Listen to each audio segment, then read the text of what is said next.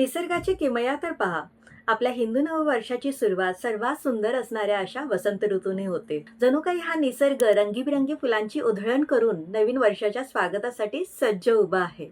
शिशिर ऋतूमध्ये पर्णहीन झालेली शाल्मली वसंत ऋतूची चाहूल लागताच गुलाबी, अंजिरी, लाल रंगामध्ये बहरते. मग आंब्याची मंजिरी सुद्धा वसंत पंचमीला सरस्वती पूजनामध्ये स्वतःचं अनन्य साधारण अशी जागा मिळवते. मग गुलमोहर आणि पलाश हे सुद्धा जंगलात वनवा पेटल्याप्रमाणे केशरी रंगात बहरतात. मग बहावा सुद्धा पिवळा धमक होऊन स्पर्धेमध्ये उतरतो. केशरी, जांभळी, गुलाबी, सफेद रंगाची बोगनविला मिमी करत स्पर्धेमध्ये हजेरी लावते.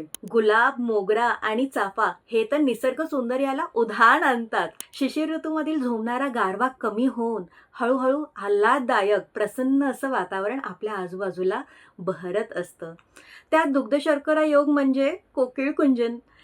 अशा प्रकारे आपल्या सभोवताली चहू दिशा ह्या परागकणाने दरवळलेल्या असतात, तर रंगीबिरंगी फुलांनी बहरलेल्या असतात. म्हणूनच तर या ऋतूला म्हणजेच वसंत ऋतूला ऋतुराज असं म्हटलेलं आहे. सर्व ऋतूंचा राजा तो वसंत ऋतू असं म्हटलेलं आहे. आता आयुर्वेद या वसंत ऋतूबद्दल काय म्हणतं ते पाहूया. आयुर्वेदानुसार नवीन वर्षाची सुरुवात ही चैत्र वैशाख महिन्याने होते, म्हणजेच वसंत ऋतूने होते. वसंत ऋतूच्या आधीचा ऋतू जो आहे तो म्हणजे शिशिर ऋतू. शिशिर ऋतूमधील थंडीमुळे, गारव्यामुळे आपल्या शरीरामध्ये कफ संचित झालेला असतो, कफ साठून राहिलेला असतो. तोच कफ वसंत ऋतूतील वाढलेल्या तापमानामुळे हळूहळू पाघळू लागतो, पिघळू लागतो आणि त्याच्यामुळे कफाचा प्रकोप होतो. आणि कफ प्रकोप झाल्यामुळे आपल्याला कफाचे काही व्याधी संभवतात. जसं सर्दी खोकला झालं, काही व्हायरल इन्फेक्शन झाले, त्वचेचे काही विकार झाले, कुणाला काही रॅशेस येतात, कुणाला फंगल इन्फेक्शन होतात किंवा काही ॲलर्जीज होतात. त्याच्याशिवाय ज्यांना COPD आहे, अस्थमा आहे, अशा लोकांचा अस्थमा किंवा COPDचं ॲग्रिवेशन होतं, म्हणजे ते बळावले जातात. त्याशिवाय अग्नी मंद झाल्यामुळे आपल्याला पचनाचे विकार सुद्धा जाणवतात. अर्थात हे सर्व व्याधी, हे सर्व हेल्थ इश्यू हवामानामध्ये ड्रास्टिक ट्रान्झिशन झाल्यामुळे होतात. वसंत ऋतूतील प्रकोप झालेल्या कफदोषाला वेळीच आळा घालण्यासाठी आयुर्वेदाने काही पंचकर्म करण्यासाठी सांगितलेलं आहे. त्यामध्ये प्रामुख्याने वमन, गंडूश धारण, कवल धारण यांचा समावेश होतो. वमन म्हणजे मेडिकेटेड एमेसिस, तुम्हाला औषधी द्रव्य देऊन उलटीद्वारे शरीरातील दोष बाहेर काढले जातात. गंडूश आणि कवल धारणासाठी जे कफग्न द्रव्य सांगितलेले आहेत त्याच्यामुळे आपल्याला जो सर्दी खोकला या ऋतूमध्ये होतो आणि त्याच्यामुळे जो आपला घसा बिघडतो, त्या घशाचं स्वास्थ्य चांगलं ठेवण्यासाठी हे कफग्न द्रव्य वापरली जातात. वसंत ऋतूमध्ये आपला अग्नी आणि आपलं बल हे मध्यम स्वरूपाचं असतं.